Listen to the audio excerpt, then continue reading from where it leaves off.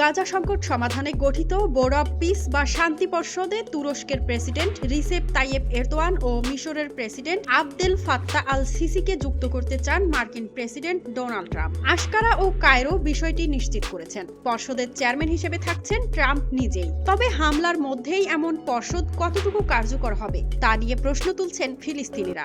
মেধা তৈরিতে, মেধা বিকাশে, মেধা মূল্যায়নে শিবরাম স্মৃতি ব্রিগেডের স্কুল অ্যান্ড কলেজ রংপুর নতুন বছরে প্লে গ্রুপ থেকে নবম শ্রেণী পর্যন্ত আবাসিক অনাবাসিক শিক্ষার্থী ভর্তি চলছে।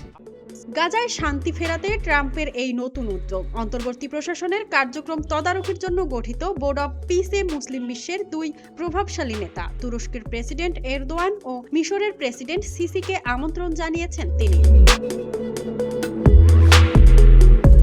গত শুক্রবার হোয়াইট হাউস শান্তি পর্ষদের প্রাথমিক সদস্যের নাম প্রকাশ করে।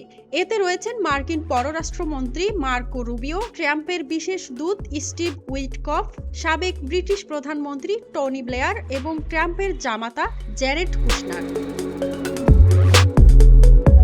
তুরস্ক জানিয়েছে এরদোয়ানকে প্রতিষ্ঠাকালীন সদস্য হওয়ার আমন্ত্রণ জানানো হয়েছে, আর মিশর বলছেন প্রেসিডেন্ট সিসিকে দেওয়া আমন্ত্রণ তারা পর্যালোচনা করছে।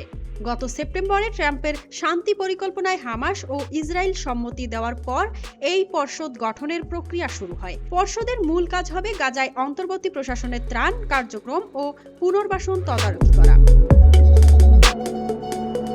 তবে শান্তি পর্ষদ গঠনের ঘোষণার মধ্যেও গাজায় ইসরায়েলি হামলা অব্যাহত থাকায় এর সফলতা নিয়ে সংশয় প্রকাশ করেছেন ফিলিস্তিনিরা।